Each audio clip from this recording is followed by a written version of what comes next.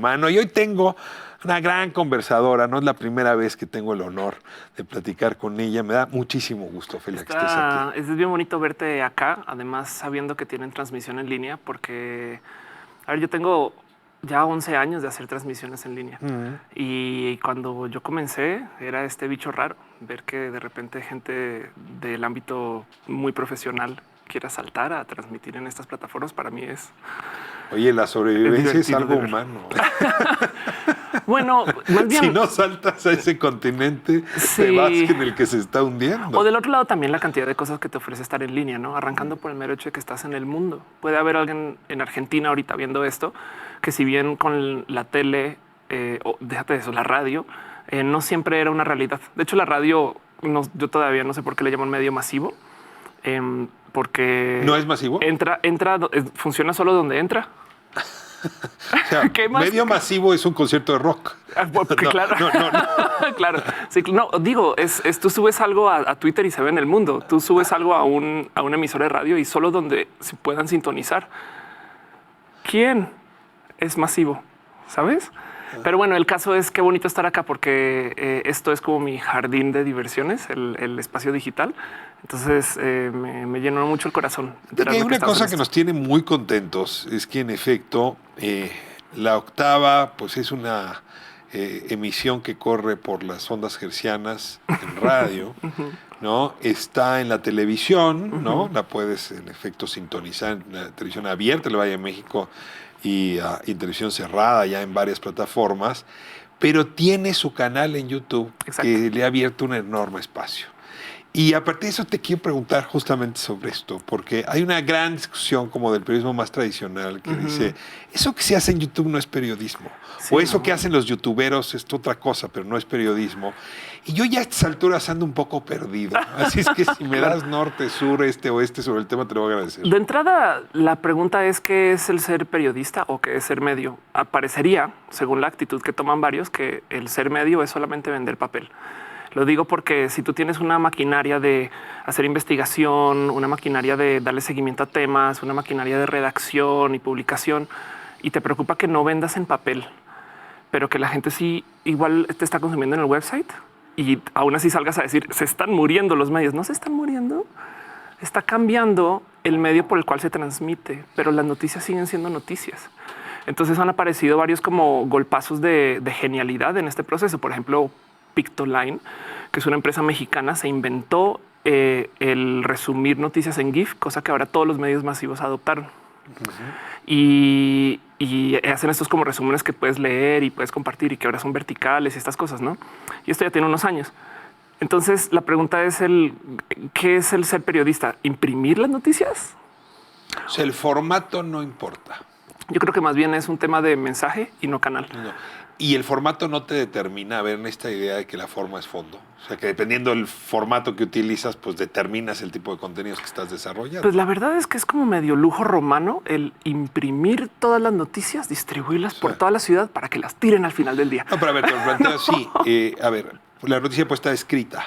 Claro. Pero cada vez va ganando más la noticia contada. Narrada, claro, te entiendo. Y el meme funciona mejor. Y eso te va marcando el tipo de información que puedes pasar. Claro, y qué tan profundo puedes desarrollar cualquier tema, ¿no? Tanta profundidad puedo ofrecer en un gift. De todos modos, estamos ahorita también viviendo este resurgimiento del podcast. Y también la gente ve, yo hago una transmisión en línea de 4 horas todos los lunes. Y la gente se queda y de hecho se queja y me dice, ¿por qué te vas tan rápido? No, yo 4 horas hablando. Póngase a trabajar, quiero decir. Exacto. Entonces, más bien el tema aquí es, bueno, las tecnologías son herramientas de democratización. Entonces, le dan para bien o para mal acceso a gente que antes no se le daba acceso para, por ejemplo, publicar. Y eso es lo que levanta este debate de, pues eso ya no son noticias, ¿no? Porque de repente ves gente, ¿y tú quién eres? Y estás hablando versus las cosas que hacen. Te sientes fácilmente invadido. Exacto. Una vez vi a un youtuber que le decían, es que ustedes no son muy inteligentes. Así es una entrevista. Él dice, se voltea y le dice al periodista, yo le entré al internet hace 10 años. ¿Quién es la persona que no fue inteligente? Usted que acaba de llegar. Ajá, exacto. Ahora, A ver, sí hay ahí un fenómeno, el youtubero, que me encantaría que le entráramos. El otro día entrevisté aquí a Leslie Polinesi. Ah, wow, ok. Muy bonitas las No, polinesias. 24 millones. No, 2.3 millones. No, 24 millones. 24. De hecho, los seguidores. polinesios son los youtubers más grandes de México si sumas todos sus canales. Y me dio la entrevista porque sacó novela, porque si no, no hubiera dado una gran charla. Hombre, enloquecí a varios de mis sobrinos, a mi hijo, en fin. Pero sí estamos hablando de un fenómeno nuevo. Tengo el lujo de decir, y la verdad es que es por el trabajo de estas personas. Yo lo hice por muy poquito tiempo, 4 o 5 meses, y me retiré y me volví yo youtuber. Pero tengo el lujo de poder decir que yo fui manager de los polinesios. No en el 2014 yo llevaba una fila de una empresa estadounidense que se llama LatinWe y firmé con ellos y trabajé con ellos 4 o 5 meses. Y la verdad es que su actitud laboral es algo que a veces no topo ni siquiera en periodistas profesionales. Me explico. Ellos en ese entonces tenían esta mentalidad de un video al día. Disciplinadamente. No es fácil para la gente que quiere subir a YouTube y decir, claro, es que la magia de YouTube te comunica que cualquiera puede, pero es la magia de YouTube. La verdad es que hacer un video al día, y eso en 2014 era reto, y su crecimiento es bien merecido. Los youtubers en particular le están hablando a algo de la cultura de la soledad, donde ellos son como amigos de la gente que les consume. Esto pasa mucho. O sea, te ofrecen un nivel de intimidad que no te ofrece otro medio. Exacto. Como que la tele se trata de mira cómo yo estoy lejos de ustedes y entonces les muestro cosas aspiracionales. Los noticieros son espacios los espacios noticiosos quieren demostrar profesionalidad. Los youtubers quieren compartir su casa. ¿No? Enseñarte a tu perro, a su perro, compartir su vida, a sus padres, a su Entonces cotidiano. hay mucha gente que como que amista con los youtubers por solo consumir sus contenidos. Por eso estas listas de seguidores tan grandes. En parte, del otro lado también la gran mayoría de los internautas latinoamericanos son menores de 26, creo. Está hablando de como el 70 o 80% de la población que navega el Internet. Entonces, pues tampoco vas a conectar con alguien mayor de 35, por así decirlo. Ahora, dejo los polinesios y me muevo pues a quienes están más en mi ámbito, ¿no? Es decir, que en efecto dieron un salto, empezaron a hacer programas, podcast en YouTube y que han tenido un enorme éxito. Y te diría tanto que se han vuelto muy influyentes en política. Y no estoy hablando solo de México, donde hay varios personajes, tú puedes citar a los que te parezcan más relevantes, pero es un fenómeno en Rusia y es un fenómeno en Estados Unidos, es un fenómeno en América Latina, no sé cómo está en Colombia, pero supongo que será igual. Es exactamente igual, sí. Ese es, porque es un youtuber y luego no sé qué adjetivo ponerle. ¿Político? Puede ser, sí. Es ¿activista? Más bien, es que ¿periodista? ¿Qué es eso? El gran secreto de los medios masivos que hace 5 años estaban en pánico que se iban a acabar, es que el único motivo por el cual sobrevivieron es por las redes, porque la gente de verdad no consume el periódico impreso, sino que lo ve en Twitter, en Facebook, en WhatsApp, ¿no? En Instagram. En Instagram llegan las noticias y demás. Y entonces los medios ahora son influencers, como las personas amateur que se volvieron influencers también en estas mismas plataformas. Irónicamente, ni YouTube, ni Facebook, ni Twitter admiten hacer empresas de medios, que esto yo creo que es un punto que se debería de discutir, porque no lo hacen diciendo, no, pues esos son las personas que suben contenidos acá, y con eso se lava la mano de tener responsabilidades de publicación, ¿no? Medios. Pero en mi opinión son empresas de medios y se deberían de regular como tal. Dejando eso de lado, los periodistas profesionales como que se acostumbraron mucho a seguir el medio y no su trabajo. Me explico, se volvieron expertos en redactar para 600 palabras, ¿no? En vez de cómo perseguir buenas noticias, ¿sabes? En vez de cómo validar qué es la verdad y qué no, todo ese tipo de cosas. Hace un momento dijiste una cosa que me parece clave. O sea, si yo como youtuber tengo que ofrecer intimidad, tengo que utilizar un lenguaje coloquial, próximo, cercano. Claro. ¿No? Y eso pues no ha sido la regla del periodismo. O sea, de hecho, de los contenidos en general, solía ser que los shows hacían estrellas.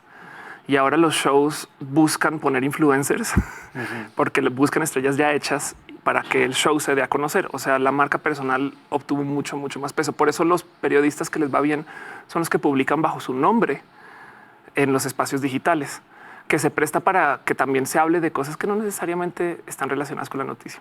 Quizás filosóficamente hablando, detrás del desarrollo, digamos que de la comunicación, sí hay un cambio fundamental en que lo que queremos ahora son personas que nos digan qué opinar.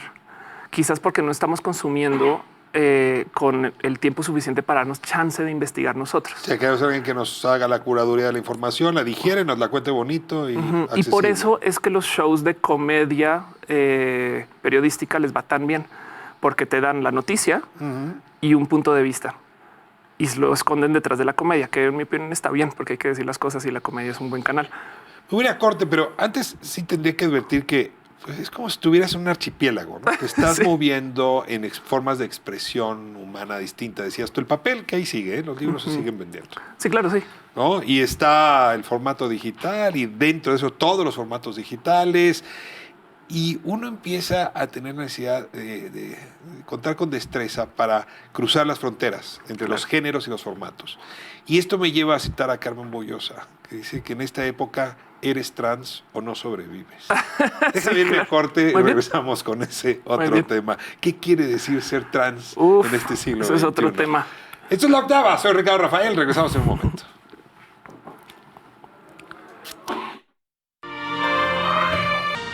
Bueno, estamos de vuelta en La Octava. Soy Ricardo Rafael. Si tiene usted opiniones sobre estos temas, sobre esta conversación que estoy teniendo con Ofelia Pastrana, @RR Radiocentro, @Ricardo M. Rafael, ambos en Twitter, con mi nombre en Facebook y desde luego en la plataforma de La Octava de YouTube.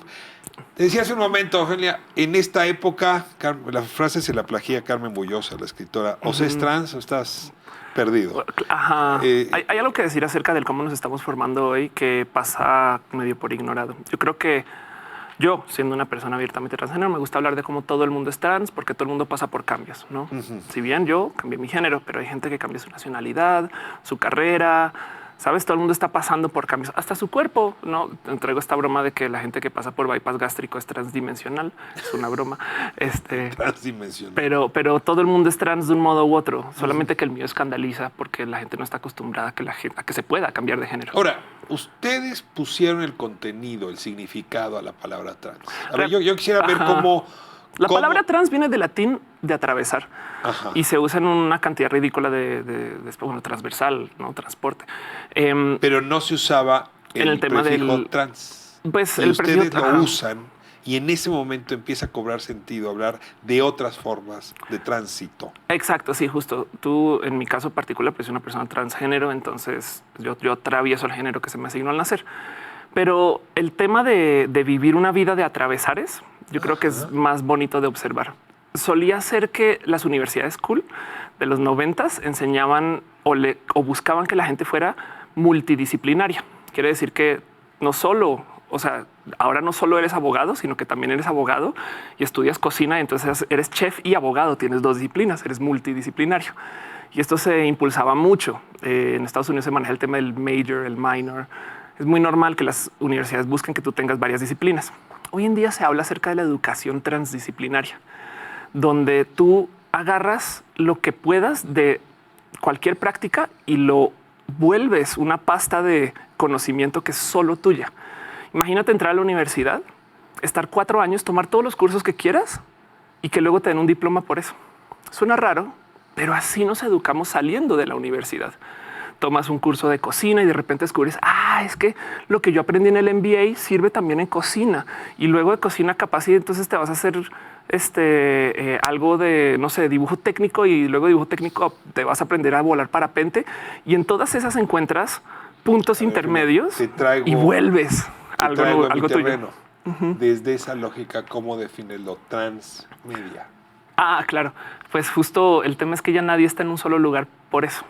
Somos picaflores y entonces lo mejor que puedes hacer como medio es publicar en cuanto lugar puedas y atravesar todos los medios. Justo es la publicación transmedia es negarse a ser un medio de solamente un camino de publicación, sino como te decía yo tengo una noticia, esta noticia la voy a perseguir y trabajar en varios caminos. Capaz en tiempo real y capaz si lo transmito y capaz si lo pongo en espectaculares y capaz si lo muevo voz a voz, pero la noticia toma una vida o la publicación, ¿me explico? Y sucede mucho. y yo creo que es el único modo de sobrevivir hoy en día, que nadie está en ningún lugar.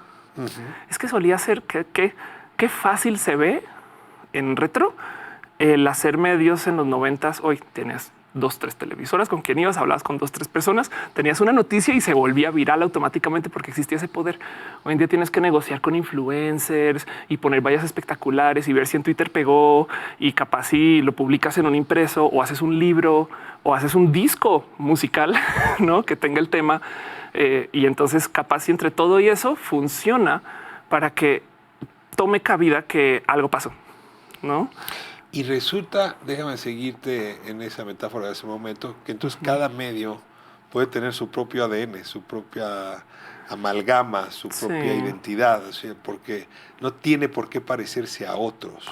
Es que justo no solo eso, sino que yo creo que de nuevo es un momento de introspección, de sentarse a pensar realmente como medio, ¿qué hago?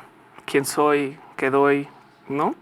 Hay medios que su giro es simplemente dar las netas, sean como sean, ¿no? Hay medios que su giro es apoyar al partido político a capa de espada y a mí no me importa, ¿no?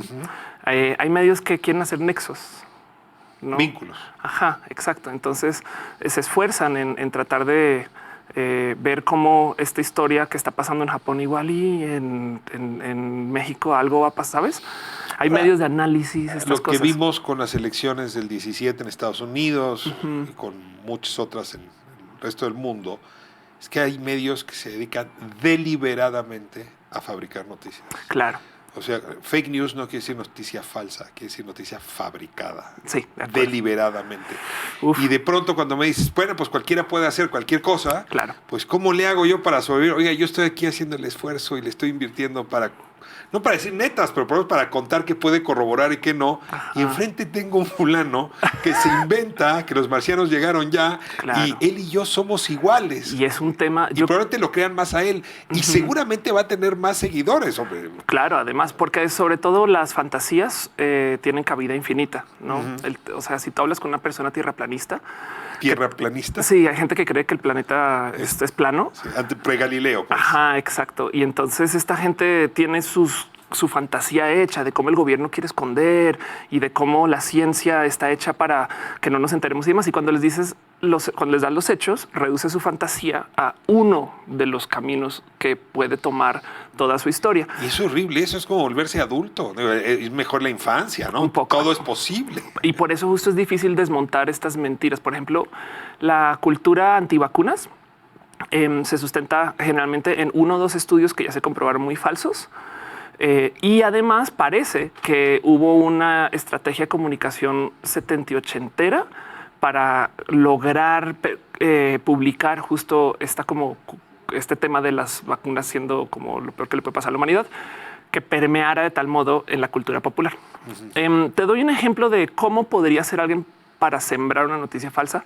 Así, te inventas algo que le puede ayudar a un partido o puede divertirse de los sistemas políticos o puede simplemente Ayer contar hubo una una mentira. reunión donde entraron en contacto con los rusos. Exacto. Para influir López Obrador es secretamente ruso, ¿no? Y quiere desestabilizar Estados Unidos vía México. Y entonces lo que haces es que lo publicas en un sitio tipo La Verdad, crónica de las noticias importantes, hoy.com. Te faltó la razón. Sí, exacto. Un sitio que claramente no tiene reputación, pero ahí lo pones. Usas a las redes sociales y a redes y granjas de bots en redes sociales para publicarlo. Y lo que pasa es que la gente a veces cuando ve noticias así de evidentemente falsas interactúa con ellas, ¿no? Porque eso no puede ser. Eso sí puede, o sea... Y ves que trae 2,000 retweets. Ajá, y entonces la gente interactúa con debe eso. ser cierto. Y aquí te va donde yo creo que los medios masivos cometen un crimen grosso. De repente publican en su medio, se está discutiendo esto en redes. No están diciendo que es verdad. Solamente están diciendo, oigan, en Twitter están discutiendo que López Obrador es secretamente ruso. Y en ese momento estalla, se vuelve viral. Exacto. Y entonces lo que la gente que ya está hablando de este tema dice es, igual y si hay algo de realidad en eso. Pues donde el río suena. Ajá. O la otra es si de repente sale López Obrador a decir, yo no, pues mi familia es de acá, yo crecí acá, rusos de qué hablan. Hay gente que ya al creerse la realidad de la posverdad te va mirándote a los ojos, te dice eso es lo que ellos te dirían. Eso es lo que alguien que quiere esconder lo que sea que se inventó la noticia falsa, te diría a ti. Entonces reafirman su posición al ver que le están desmintiendo. Y eso es un problema. A ver, citaste el tema de las vacunas, ahora yo te lo voy a devolver. No hay solución a eso a menos que el consumidor, la consumidora de noticias, pues ponga 2 o 3 filtros en medio. Claro. Por más que un periodista te diga, oiga, no, eso es falso, las vacunas se hacen bien, oiga, mira, la tierra sí es plana, ¿no? Se nota la curvita. Claro. Y eso de que López Obrador es de Tabasco, no de Moscú. Claro. ¿No? No te lo va a creer alguien que no tenga anticuerpos frente a lo fabricado. Claro. Sí, hay un tema, digo, esto bien que lo podemos culpar a un colapso en la educación general en los últimos 20 años, pero yo creo que es algo más acerca del cómo hay tanta información que ya no sabes bien cuál viene y cuál no. Y eso que no hemos entrado a hablar de los deepfakes, que son estas tecnologías para hacer videos que pueden emular gente. O voces. O voces, exacto, diciendo cosas que pueden ser realmente peligrosos si un deepfake se posiciona bien. O sea, un video bien, un deepfake bien hecho. O sea, Trump diciendo que va a estallar la bomba nuclear en China. Exacto. Y entonces eso, para el momento que se desenrede, que es falso, ya capaz si China lanzó su respuesta. Ahora, te entiendo bien desde quien construye noticias fabricadas, pero ahora déjame ponerme del otro lado. Yo normalmente me creo las cosas que alimentan mi prejuicio. O sea, claro. Si yo ya tengo un prejuicio contra las personas trans, sí, claro, ¿no? Entonces todo lo que yo oiga va a tomar sentido. Es impresionante. Es una nueva conspiración internacional. Sí, y lo que sea que te digan, que compruebe lo contrario. ¿Cómo trabajo mis prejuicios? Eso es un tema bien complejo de desenredar. Yo he aterrizado que lo mejor que se puede hacer es trabajar el cómo llegamos a esos prejuicios. Cuando yo lidio con gente que está fundamentalmente en contra mío, por un lado, sé que hay gente que está en contra de mi existencia porque le pagan, porque pertenecen a grupos políticos o grupos de credo y religión que tienen un sistema de vida que está hecho alrededor de una dependencia. Y entonces, por más que les diga cualquier cosa, pues se les desarma su vida al aceptarme a mí. Entonces entiendo que ni siquiera es conmigo.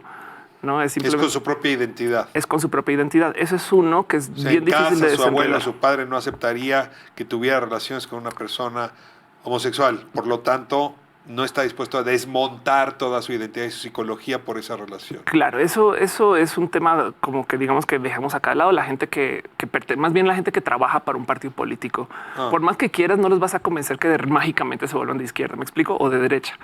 ¿No? Esos son unos casos. Los otros son los casos donde la gente tiene estos como acercamientos con la información que son incompletos. Pero como sea, ninguna de estas discusiones se puede llevar en redes, porque las redes son cámaras de histerización hechas para que nosotros discutamos en las redes. Le pertenecen a alguien las redes sociales y necesitan que estemos interactuando todo el día. Si no, no hay valor en esa red, en esa compañía. Exacto, como compañía. Y la histeria, ¿pero por qué redes de histerización? Porque los insultos, los ataques personales, estas cosas consiguen que reacciones. Y entonces crece el número de audiencia y entonces la red vale más. Exacto. Si mientras más usuarios activos tenga una red, más se valoriza el mercado de valores. O sea, si no hay polarización en la red, no se acumula mucha audiencia, y si no se acumula mucha audiencia, Facebook no es buen negocio. Exacto. Ese es. Exacto. Entonces eso también pasa. Y yo creo que entonces las redes sociales no son un gran lugar para llevar estos debates. A veces sí. Son mejor los foros privados. Yo cuando hablo con gente que de verdad merece dedicarle tiempo para esto, trato de hacerlo por DMs. O le digo a la gente hasta por correo electrónico. Me explico. El discurso es muy diferente. Eso por el otro lado. Y ¿Ya luego, no usas el teléfono? Para escribir en Twitter y para comunicarme por WhatsApp. Y luego la otra cosa justo es cuando se trata de información falsa y demás, yo creo que hay un hoyo inmenso que siento que lo deberían de tomar las empresas profesionales de publicación, o sea, los periódicos, noticieros y esta gente que tiene esta formación. Me da mucha rabia cuando veo que creo que hace 2 días una gran televisora mexicana dominante pone hay discriminación transgénica y una persona trans.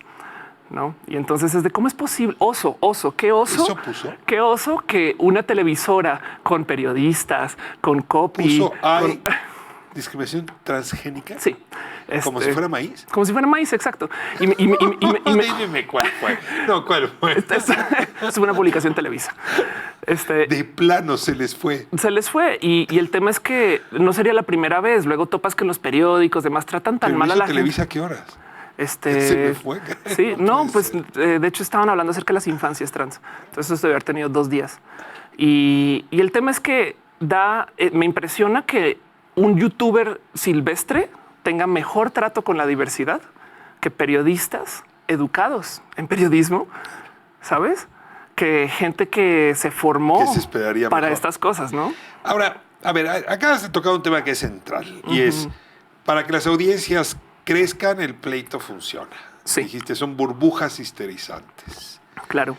Ahora, hay toda una discusión sobre lo que está ocurriendo ahí en la ciudad virtual, sobre todo lo que tiene que ver con confrontación y, déjame decirlo, con violencia, está impactando en la ciudad real. Es decir, si parte de la violencia que estamos hoy mirando, no sé, déjame poner el ejemplo, el niño de Torreón, ¿no? Que saca un par de armas, que mata a su maestra, a sus compañeros los hiere, en fin. Inmediatamente salió el gobernador a decir, esos son los videojuegos. Entonces, sí, la ciudad virtual como explicación de la violencia, pero podría darte muchas otras. Voy a corte y quiero tu opinión, a ver si en efecto tendríamos que combatir lo digital, o cómo entender lo digital, o cómo ponerle diques a lo digital para que la violencia no transmine. Estamos en la octava, estoy hablando con Ofelia Pastrana. Ella, la verdad, es especialista en muchas cosas, pero en esto de lo digital, mire que sí le entiende mucho. Regresamos en un momento.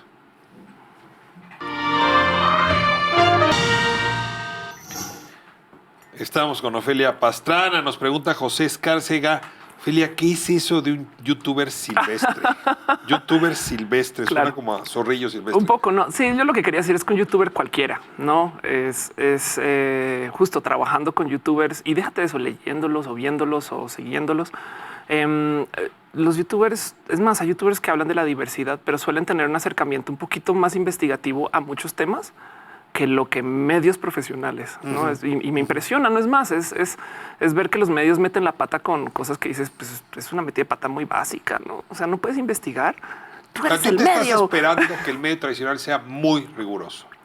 Pero al mismo tiempo el medio tradicional está diciendo, bueno, ¿y por qué que no es riguroso? Dice cualquier cosa, ¿no? 3 majaderías, 2 metáforas buenas, como los 400 pueblos, te desnudas un poco y tienes muchísima más audiencia. Sí. O sea, sí hay una cosa ahí de envidia de la pantalla. Eso es verdad, sí. Y además lo ves en que destrozan a los youtubers, pasan estas notas de los youtubers que más dinero ganan haciendo bobadas, ¿no? Y luego los entrevistan, ¿no? Entonces, evidentemente lo que buscan es que el youtuber lo mencione en sus redes. Yo no tengo ningún medio tradicional en el cual publico lo mío, y aún así vivo como comunicador desde hace mucho tiempo. Pero la negociación de los medios tradicionales con los youtubers, yo creo que sí rompe un poco con un esquema que dominaba y que se les fue. Ahora, vuelvo otra vez a lo transmedia. En realidad hay fertilización cruzada. Sí, claro. Sí. O sea, los medios tradicionales están aprendiendo, lo decías al principio del programa. Claro. ¿No? De la entrevista. Sí, claro. Y al mismo tiempo los youtubers pues sí están buscando un asidero en los medios tradicionales. Sí, claro. Déjame entrar al tema de la violencia. Y los videojuegos, ¿no? Sí, a ver, yo estoy convencido que el origen de esta revolución digital, por lo menos el origen de la percepción que tenemos las personas que hoy consumimos lo digital, comenzó con los videos. ¿Sí? Claro. Todo lo que se parezca a videojuego está bien orientado. Claro. Pues, ¿no? Y en ese sentido, los videojuegos ahora son los responsables de muchas cosas. Sí, claro. Y entre otras cosas de la violencia. Yo te quiero preguntar a ver si esta violencia que ves en redes y esta violencia que ves en los videojuegos podrían estar alterando la paz de nuestra vida cotidiana en la ciudad real. Yo creo que le culpo más la violencia en redes del desastre civil que vimos ahorita que la de los videojuegos. Voy a dejar los videojuegos por aquí, guarda un segundito y te cuento lo que pasa en redes. Su algoritmo, su mecanismo está diseñado para que la gente discuta. A veces controlan y estas cosas, pero o sea, la gente se radicaliza porque tú quieres que tu tweet tenga muchos retweets.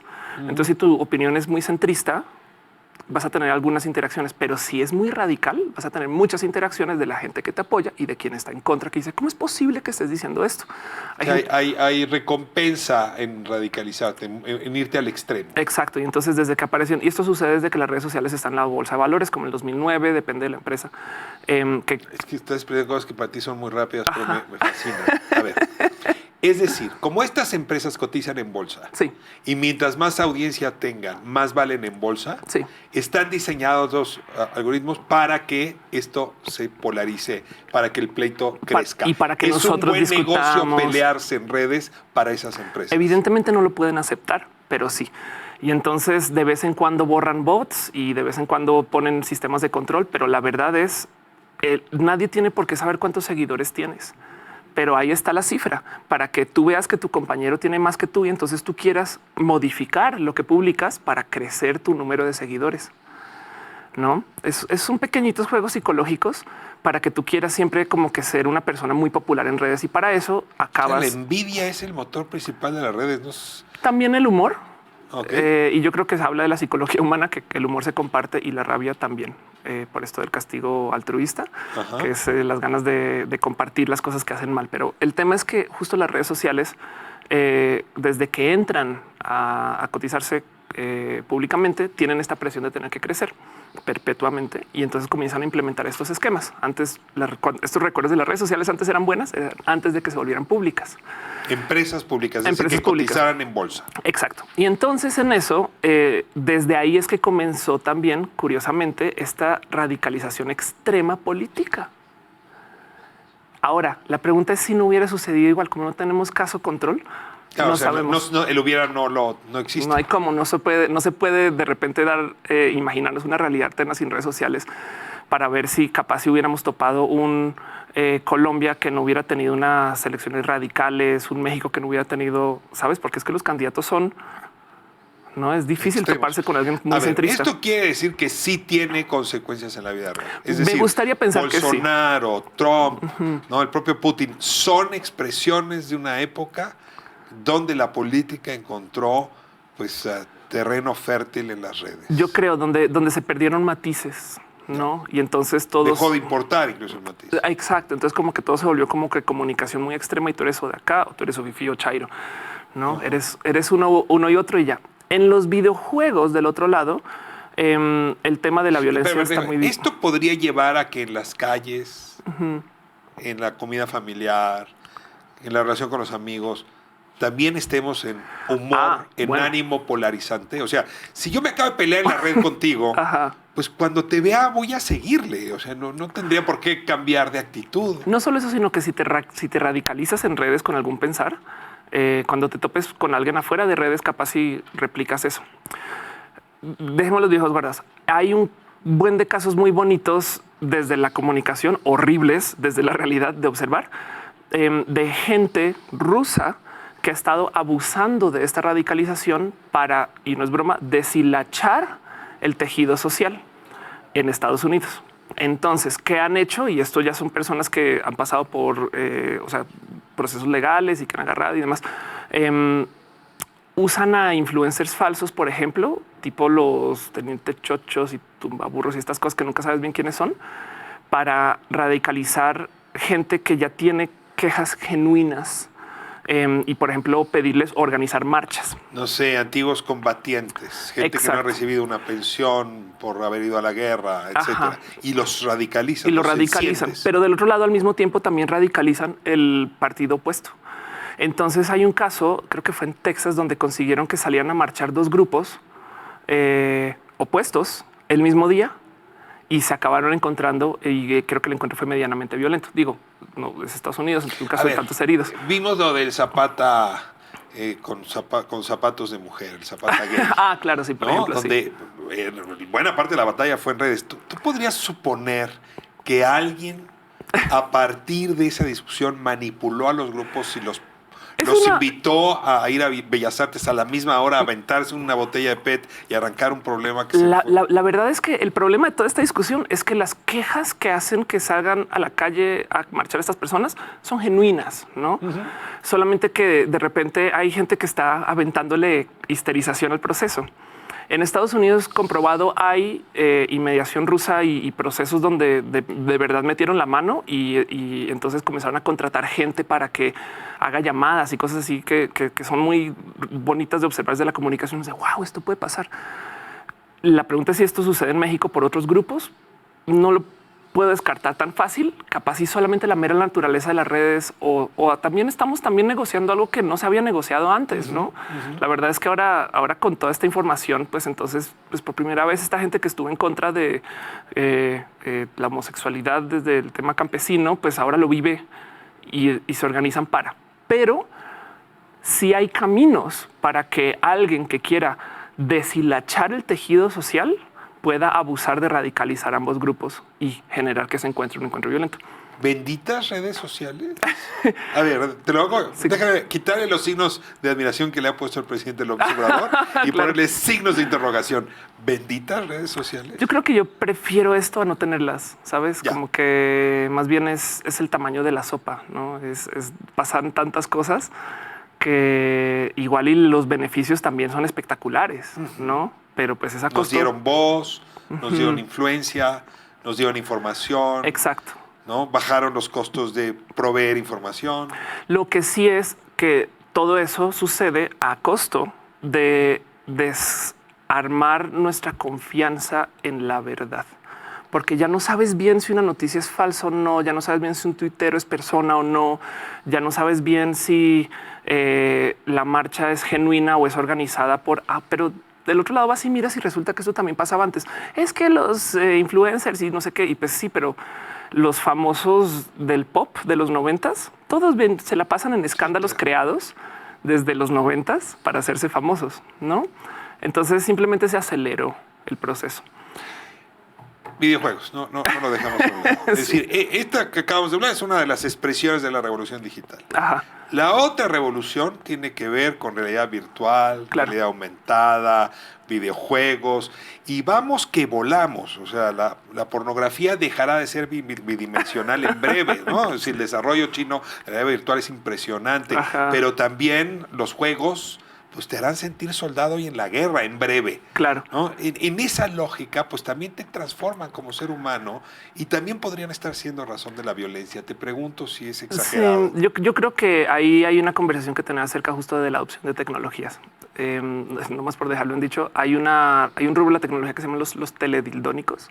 ¿Perdón? Teledildónicos, que es dispositivos para tener sexo a distancia, que es un tema que nomás quería dejar ahí en dicho que esto existe y se desarrolla. Y es que el tema es que justo la tecnología es diversa, se presta para tantas cosas. Puse un tuit hace unas 2 semanas donde decía, si los videojuegos nos influencian tanto que nos volvemos personas violentas, entonces también México sería campeón en la FIFA. ¿Sabes? O sea, tanto que jugamos. Ajá, tanto que jugamos. FIFA 2019. Y nada, ¿no? Pero resulta que justo para el rubro de la violencia, ahí sí, son los más efectivos en hacernos violentos y violentas. De hecho, no hay ningún estudio que compruebe enlace de violencia con el tema de videojuegos. Algunos miran el tema de la agresión, no la violencia, porque es que tú no puedes poner a un niño a jugar videojuegos y después darle un arma y decirle, a ver, dispararías, ¿no? Pero justo no existen esos estudios. Y del otro lado, yo creo o siento que los juegos que jugaban las personas que no juegan videojuegos o que son mayores también son violentos. Policías y ladrones, ¿no? Ajá, exacto. Policías y ladrones, guerritas, las traes, todas estas cosas son violentas de un modo u otro. Pero ¿por qué decimos nada? Obvio no, pues porque ya internalizamos que son juegos. Quien juega un videojuego ve esa locura que puede ser muy gráfica, pero también lo internaliza como es un juego. Quien no juega el videojuego lo ve desde lejos y no vive el aspecto del juego de ese desmadre. Lo ve más real que el que lo está jugando. Exacto. Y entonces, de nuevo, los videojuegos son un modo de no hablar de los temas de verdad, porque si los medios te hicieran violentos, entonces también hablemos de las narconovelas, los narcocorridos, qué hacen estas empresas distribuyendo películas donde... O sea, ¿de qué tendríamos que estar hablando cuando hablamos de videojuegos? ¿O de qué tendríamos que estar hablando cuando hablamos de polarización en las redes? Para hablar en serio de lo que... acerca del tema de la violencia y de cómo nos estamos volviendo personas violentas o quizás visiblemente más violentas, porque es que luego así miras y capaz en 1930 30, 40, 50. También había gente que traía estas violencias de otros caminos, ¿no? Siento yo que hace falta un poco de asombro general por la diferencia. Como se hablaba de los países distantes hace menos 30 años. Wow, algo viene de Rusia. Ay, qué exótico. La India. Qué bien. ¿no? Ajá, exacto. Esto es conocimiento y eso es japonés. Respetarlo. La diferencia y impresionarte con eso. Volverte humilde frente a ese asombro. Exacto. Tenemos la tecnología para que una persona nazca hombre de piel, tez oscura, musulmán en Inglaterra y sea angloparlante y muera mujer de tez clara, cristiana, habla español en México. ¿No? Tenemos esa tecnología y no nos asombramos, ¿no? Entonces siento que hace falta un poco más bien de ver la otredad con asombro. Voy a cerrar con una recomendación de estas que me beneficiaron estas vacaciones. Years and Years, ¿ya la viste? No, debería. Es una serie inglesa en HBO.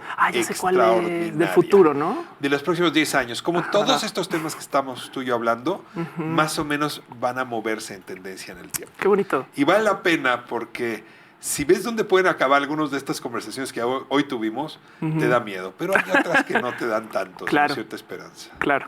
Y mientras más lo veas con pues para allá vamos, entonces gocémonos el camino, ¿sabes? Asombrémonos. Ajá, yo creo que más podemos como desarmar este tema de tenerle rechazo a todo. Asombrosa, Ofelia, muchas gracias. La verdad es que siempre es una gozada estas conversaciones contigo. Hay mucho de qué hablar también. Aquí está tu casa. Muchas gracias. Notaba y cuantas veces quieras y puedas, bienvenida. Por lo menos 8 veces. Magnífico. Gracias. Entonces, nos vamos. Regreso.